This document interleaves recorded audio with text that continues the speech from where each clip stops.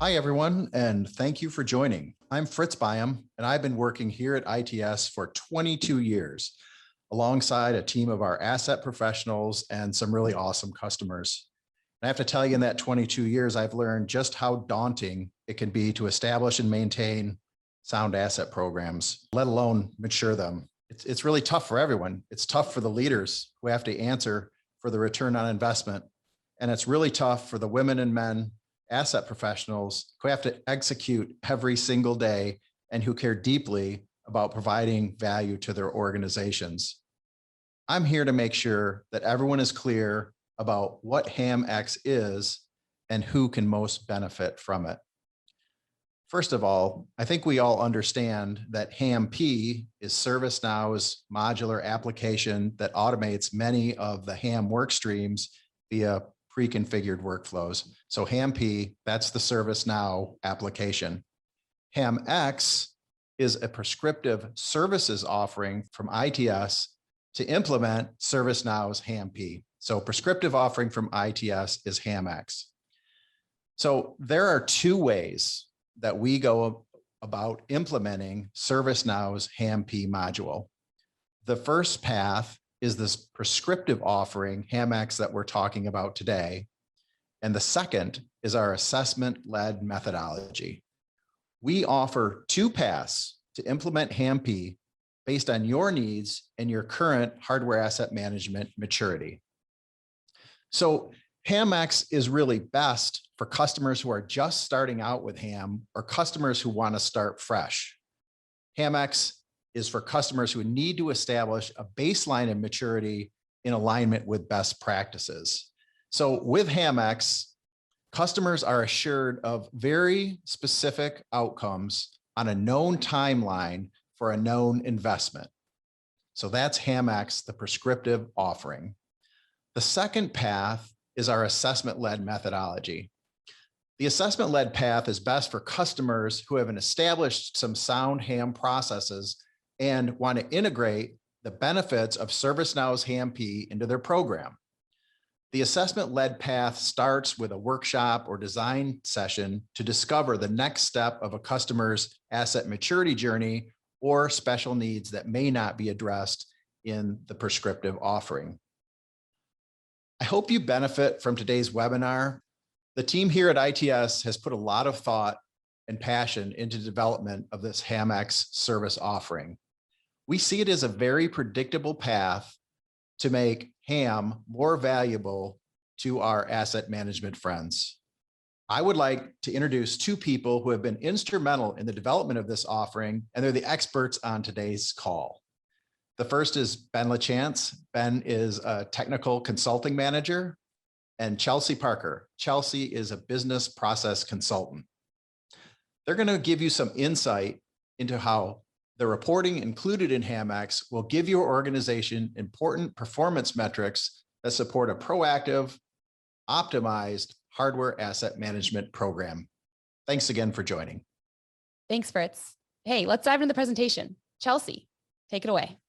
Thanks, Rachel. If I'm role-playing as an IT director, a senior manager, or a CXO, a large portion of my responsibilities are to set the vision of IT services, determine the components that make up the architecture, and strategically plan for new projects, upgrades, refreshes, and things like that. So, Ben, what kind of information does HAMx bring me, and how is it different than us using ITSM asset management? Chelsea, that is a great question. One of the big things that HAMx has that ITSM doesn't is reporting of any kind. So any of you that have been involved with asset management inside of ServiceNow prior to this probably know that there is no existing dashboard for any HAM processes at all inside of ITSM HAM. HAMx and HAM Pro have changed that completely, and we now have a home dashboard that if we go under our asset application, we can see our hardware asset dashboard where we can get a whole bunch of reporting out of the box. So the big change here is we go from no reporting to an out of the box dashboard that has lots of the information that we're going to need for any of the activities we do all the way from our being an asset analyst up to, like you said, the IT directors, senior managers, or CXOs. So what information or report can I leverage when I am overseeing the day-to-day operations of our tech services? So when we're looking at day-to-day operations, a lot of times we're going to be looking at things at a more basic level. So basic foundation data or audit data to look for things that we need to take action as to fix or to get into better shape. And for that, we have an entire tab that we've built out for HAMx that is built around our in-use assets, so that we can actually look at the data from our assets that are active, that are in use, so we can see when we're missing foundational data or data that's very important for us to have on all of our assets. So we can look at things like assets that are in use that are unassigned, or assets that don't have a location. These are all things that if our assets are in use, we need to have this data on them in order for us to track those assets correctly and actually do hardware asset management. So having a view into what we're missing for our assets and our asset data on our day-to-day use is vital. On top of that, we have a view into things like assets that are assigned to inactive users. One of the problems that our customers run into quite often is that they have employees that have left the organization and they don't know what they need to get back from that employee, or if they've recovered it, or kind of where any of the assets that are attached to that person are. So by having this report on assets assigned to inactive users, we can actually see if a user has left the organization and is now inactive in ServiceNow, and they continue to have assets assigned to them, then we know that we need to go and recover those assets and get them back into a stock room. So we now have a view into those assets that before have tended to kind of wander off and do their own thing, that we would have liked to recover. On top of that, when we're looking at our inventory tab, we also have a view into some of our basic inventory information, which we're going to cover a little bit later. But most importantly, we have a view into our asset audit dashboard. So HAMx and HAMP include new asset audit functionality, so that people like your analysts can go and they can do audits that are on a regular cadence very easily. And we can record that data and we can see what the progress is for our assets audits and see when we have issues with assets. So if we've lost any, if we've found any, if we have all of the expected assets in a certain area. And this is really big as a senior manager or someone overseeing an asset program, because it allows you to come in and see at a glance where your asset audits are, and to do actual oversight of your program to make sure that assets aren't wandering off without you knowing. So we can come in and see a view of our different kinds of audits, what the progress is, if they're in progress, who they're assigned to, what other scheduled dates we have on them. And we can actually click into those specific audits to see the actual results on them, to see what we've expected and scanned, what we've scanned and we didn't expect, if we haven't found anything, if we have any new assets. And speaking of new assets, if we go back to our dashboard, we actually also have a view of assets that have been found that were not expected. So these are assets that maybe were sitting in an area that we didn't expect to see there. So maybe if they're on a location, we expected those assets to be in a stock room, but we actually scan them at the location. Now we're going to see, oh, these are new hardware assets that were found by the audit in that location. That is very useful information, Ben, to be able to see what's under the hood and what's going on a day-to-day basis there. So how can we identify the difference from our current state of the environment versus what has to be fulfilled through procurement? There's actually, we have two tabs and we've already been on one of them. We were just looking at our asset audits, but the other part of this tab that we were on, you can see, is marked inventory. And this gives us a view into our actual inventory state for our asset program. So we can actually look at things like assets in our warehouses, if we have loaner assets, or if we have hardware requests that need to be filled from stock. I'm going to call that out as filled from stock, and we're going to go and look at a dashboard in just a second to show why that filled from stock matters. We can also see open stock orders, or if we have any stock rules for our stock rooms or transfers between stock rooms.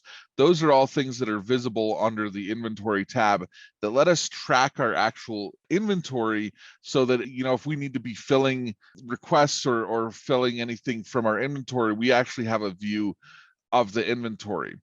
Now, the other side of that, like you mentioned, is when do we need to buy things? When do we need to procure things? And that's where the procurement tab comes in. So now, before we were looking at the orders that we were going to fill from stock, now we're looking at orders that we need to actually purchase, that we need to fulfill through procurement. And so we can actually get a view into who our biggest vendors are by looking at where we're ordering from, where our expenditures coming from, requests that require sourcing, generally through procurement. So we were looking at requiring sourcing through stock. Now we're looking at requiring sourcing through procurement because we don't have it in stock. A very interesting one is that we can see on our map here if we have purchase orders that are pending delivery, and we can actually see where those orders are in the world. So if we have a global organization, we can see if we have kind of a bottleneck anywhere between our assets that we've ordered and what we're actually receiving. Since I plan to use the reporting features as a significant inputs for my job function, how does HAMx enhance the validity of the data and the reported metrics we see here? So as we've discussed before, one of the really strong points of HAMP is that we bring in the ServiceNow content library. So that library includes information on normalization for our hardware models, as well as lifecycle data that's been gathered from manufacturers directly that we can bring in and add on to those models. So when we're looking at enhancing validity or making sure that our data is up to date and that we actually have good reporting on it, those two things are absolutely essential. And so when we come in and we look at our model management dashboard tab, we can actually come and we can see that we can look at the normalization status for our different models, and we split that up into both our hardware models, our normal hardware models, and then our consumable models, so that we can see if there's anything different between those two. We can look at our product model status for what kind of product models we have. How long has it been since we've actually gotten data from the content services? That is more data that we're getting in this report, so that if your data from the content services is up to date. Then on top of that, we've got a life cycle overview going on here. Now, like I said, a lot of these life cycles are coming in from the manufacturer into ServiceNow's content services library and then being downloaded automatically. So we can get a view into things like the end of life, end of sale, or end of support for these, as well as when they have general availability. And we can actually drill down into these views to look at our actual specific models that are in a certain life cycle phase. So these are all our models, for instance, that are in the end of sale phase. And I got here just by clicking on that slice of the pie in our report here in our main dashboard. So on top of whatever is coming from ServiceNow, we, as part of our HAMx service offering, also have defined processes that we provide to our customers to increase the reliability of their data and make sure that they are doing best practice activities to ensure that their data doesn't get into a form that it's unusable. So, we've already talked about our in-use tab and how important it is to have our foundational data. The processes that we're talking about with our customers, that we're giving to our customers, are really focused on making sure that foundational data gets entered, that when requests are made, assets get assigned to people and they get taken out of stock and put into the correct locations, that we have all of that data there and that we have it correct, and up to date. So those two things in combination are really going to be central to making sure that you have trustworthy data in the system and that our reported metrics on the rest of our tabs here are useful and actually something that you as a senior manager can depend on. That's great, Ben. So when I'm planning for future projects or a new budget cycle, how can I use the data from HAM to support my efforts? Now that is a great question because we all know that planning is one of the biggest reasons that any of us do hardware asset management. We want to know what's coming up, and we don't want to be surprised by issues that seem to come out of the blue with things like needing to refresh or models going out of support that we don't know about. So we've already talked about some things like the lifecycle data coming in from ServiceNow that can be useful for that.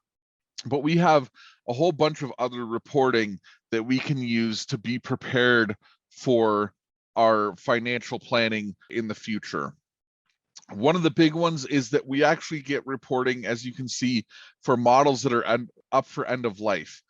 And that end of life is driven off of this end of life cycle status that we already talked about. But we can actually see here a view of those models that are going to be in that state this month, this quarter, this year, so that we have a view into what models we may need to cycle out of our environment or start replacing. On top of that, we actually have our end of life tab here so that we can get a much deeper view into the status of our assets and what assets we have coming up into various stages of their end of life states. So for instance, a really big one that we have is that a lot of our customers don't want to run out of warranty on their assets. They want to know what hardware we're going to have going out of warranty in the next couple months so that it can be replaced or warranties can be extended as necessary. So we get a view right at the front of our end of life tab for hardware that's ending nearing the end of warranty, again, for this month, this quarter, this year. And again, this is a report that we can click into to actually see specific assets that are coming up on their warranty expiration dates. On top of that, we can see if there's any lease contract expirations happening. So if you have leased hardware and you need to be able to gather it and return it or extend your leases, you get a view of that. We see if any of our warranty contracts are expiring within 30 days, 60 days, or 90 days. So if you need to take action on your warranty contracts, we actually have a view here for when those are going to be expiring, and you can actually take action to make sure that those don't expire without replacement or renewal. On top of that, we have another report here. So we have easy numbers in our warranty contract expiration view here, but down here we actually have a view of the specific contracts that will be expiring in 180 days. So if you need to take a little bit of a deeper dive into warranty contract expiration, you have those contracts right on hand. Finally, we have some reporting on hardware asset refresh orders. Hardware asset refresh is one of those base flows that HAMP has brought in and added automation where there wasn't any in ITSM to do hardware refreshes. And so we have some reporting now on that so that we have a view of where we may be in those flows and those requests to actually refresh our hardware. So the actual final piece that we have for our reporting, and I know I said finally down here, didn't really mean it. The actual final piece that we have is our hardware asset disposal. So disposal, again, is one of those new pieces that HAMP brought in. And now we have not only an automated process for disposal that we can easily track through, but we have reporting on what the status of that disposal is so that we know if things have actually been disposed, if they've been carted off, and if we have documentation for it. So again, we start off here with what's our disposal order status. Has it been, if we have any new ones that haven't been acted on, if we have any in progress, if we have any that are just pending documentation, if we have any assets that are missing a disposal order, or if we're missing any data off of those disposal orders, and then we can get a view into are assets that have actually been disposed. In this case, it's all computers, but if we dispose of switches or other types of assets, we're going to get a view into what we've disposed for that year. And we're going to get a view into what the status for our disposals is. So are they in transit? Are they in a draft mode? Or are they completed for now? And then as we're looking at how we've gotten rid of things, we can actually get a view into if we have things pending disposal, dispose, or if we return them on leases. And we can use that to drive some of that future forecasting for, maybe we want to increase the number of leased assets that we have because we found that we have a financial benefit to that. We can actually see as we're returning our leases, if we are increasing our leased asset numbers, or if we're still, getting rid of assets in our organization that we own, or vice versa. So all of this end of life data is really going to be very helpful for driving any of that future planning that you're trying to do as you try to get out ahead of that and have a view of how your assets are going to be reaching their end of life before they actually do so. So it looks like the HAMx offering uses ServiceNow HAM features and industry best practices for my organization and myself as a senior manager CXO to be successful at hardware asset management, including an approach to cost savings and compliance. And it really moves us up the gradient of optimization within the realm of IT asset management. Thanks for walking through the details, Ben. Appreciate it. Fritz, Ben, Chelsea, thanks for speaking today. And thank you all for joining our webinar, HAMx Visibility, reporting on hardware assets for everyone from analysts to CEOs.